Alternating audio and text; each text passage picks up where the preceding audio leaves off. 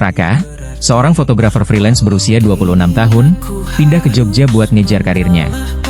Suatu hari, dia ketemu Gani, seorang barista yang juga seniman jalanan. Awalnya, mereka cuma ngobrol biasa, tapi lambat laun, perasaan yang gak seharusnya ada mulai tumbuh. Namun, masa lalu Gani yang kelam dan keputusan sulit yang harus diambil Raka bikin hubungan mereka diuji habis-habisan.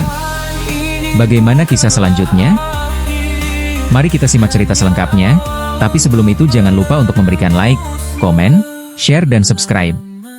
Raka duduk di pinggir jalan Malioboro, kamera DSLR-nya tergantung di leher. Malam itu, Jogja terasa lebih hidup dari biasanya.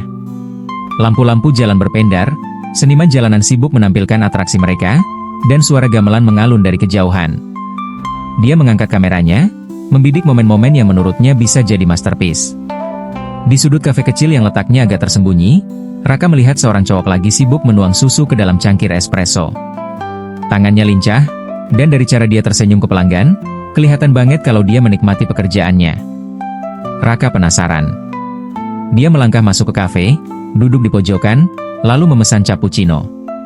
Saat cowok barista itu nganterin pesanan, Raka nggak bisa menahan diri buat nggak tanya, "Lo suka kopi banget, ya?" Cowok itu, yang kemudian diketahui bernama Gani, ketawa kecil. "Gue suka bikin kopi, lebih tepatnya." Percakapan mereka ngalir begitu aja. Dari kopi, mereka ngobrolin Jogja, seni, sampai perjalanan hidup masing-masing.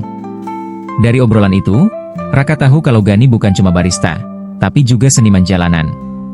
Dia suka gambar mural di sudut-sudut kota, dan beberapa karya seninya bahkan udah mulai dikenal di komunitas. Hari-hari berlalu, dan Raka makin sering mampir ke kafe itu. Bukan cuma buat ngopi, tapi buat ngobrol sama Gani. Ada sesuatu di cowok itu yang bikin Raka nyaman, entah caranya cerita, caranya ketawa, atau caranya bikin Raka lupa kalau dia cuma pendatang di kota ini. Sampai suatu malam, semuanya berubah. Mereka lagi duduk di Bukit Bintang, memandang kelap-kelip lampu kota Jogja dari ketinggian. Udara dingin malam itu bikin Raka merapatkan jaketnya. Gani duduk di sampingnya, nyender ke batu besar, matanya menerawang ke langit. "Lo percaya nggak, kalau bintang-bintang itu sebenarnya cuma cahaya dari masa lalu?" tanya Gani tiba-tiba. Raka menoleh. "Maksud lo? Cahaya yang kita lihat sekarang, sebenarnya udah ribuan tahun yang lalu. Mungkin beberapa bintang itu udah mati, tapi kita masih bisa lihat cahayanya." Raka menghela napas. "Kayak kenangan, ya? Ada yang udah selesai, tapi masih bersinar di kepala." Gani tersenyum kecil. "Lo ngomongin siapa?" Hening. Raka nggak langsung jawab. Dia cuma meremas jari-jarinya sendiri, menimbang-nimbang apakah dia harus jujur atau enggak.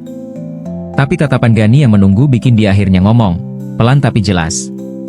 "Lo?" Gani diam. Tatapannya masih menatap langit, tapi ekspresinya berubah. Ada sesuatu yang berkecamuk di sana. Raka melanjutkan. "Gue nggak tahu ini apa, tapi setiap kali bareng lo, gue ngerasa kayak ada di tempat yang benar." Gani tertawa kecil, tapi bukan tawa bahagia. "Lo tahu nggak, Rak? Gue bukan orang yang bisa lo percaya buat hal kayak gini." "Maksud lo?" Gani menarik napas panjang. "Gue punya masa lalu yang gak bisa gue hapus. Gue pernah nyakitin orang, pernah bikin seseorang kecewa. Kalau lo mikir bisa nemuin sesuatu di gue takut ujung-ujungnya lo juga bakal kecewa. Tapi lo bukan orang yang lo dulu, kan?" Gani menggeleng. "Mungkin. Tapi masa lalu gue nggak bakal hilang." Hening lagi. Raka nggak tahu harus ngomong apa. Di satu sisi, dia pengen bilang kalau dia nggak peduli, kalau dia tetap mau ada di sisi Gani.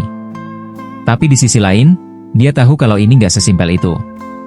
Akhirnya, mereka berdua cuma duduk di sana, menikmati malam yang seolah-olah ikut menyimpan rahasia mereka. Sejak malam itu, ada jarak di antara mereka. Raka masih datang ke kafe, tapi Gani nggak lagi menyambutnya dengan antusias kayak dulu. Setiap kali Raka ngajak ngobrol, Gani selalu jawab seperlunya. Sampai suatu sore, Raka dapat kabar dari temennya kalau Gani bakal ninggalin Jogja. Tanpa pikir panjang, Raka langsung nyari Gani. Dia nemuin cowok itu di stasiun, duduk di bangku peron dengan ransel besar di sampingnya. "Gani?" Gani menoleh, kaget. "Raka, ngapain lo di sini?" Raka langsung duduk di sampingnya. "Lo beneran pergi?" Gani menunduk. "Iya. Gue dapet tawaran kerja di Bali. Lagian, mungkin ini yang terbaik." "Buat siapa?" Suara Raka sedikit bergetar. "Buat kita." "Kita?" Gani menarik napas panjang. "Rak, gue gak bisa ngasih lo apa yang lo mau. Lo pantas dapet seseorang yang gak bawa beban kayak gue. Tapi yang gue mau itu lo." Hening. Gani menggigit bibirnya, lalu senyum kecil muncul di wajahnya. "Rak, lo harus tetap tinggal di Jogja. Foto-fotoin kota ini, bikin karya yang lo suka. Jangan biarin perasaan lo ke gue bikin lo berhenti." Kereta Gani datang. Suara roda baja beradu dengan rel, menciptakan denting yang nyaring. Raka cuma bisa diam, ngerasain dadanya sesak. Sebelum masuk ke dalam gerbong, Gani sempat nengok lagi. "Jaga diri lo baik-baik, ya." Dan begitu aja, dia pergi. Raka berdiri di peron, merhatiin kereta yang semakin menjauh, membawa seseorang yang selama ini ngisi hari-harinya. Langit Jogja malam itu masih sama, penuh bintang. Tapi kali ini, cahaya mereka terasa lebih menyakitkan. Akhir cerita, Raka tetap tinggal di Jogja. Dia terus motret, terus berkarya. Setiap kali dia ngelewatin kafe tempat Gani dulu kerja, dia selalu berhenti sebentar, ngerasain kenangan yang masih tertinggal di sana.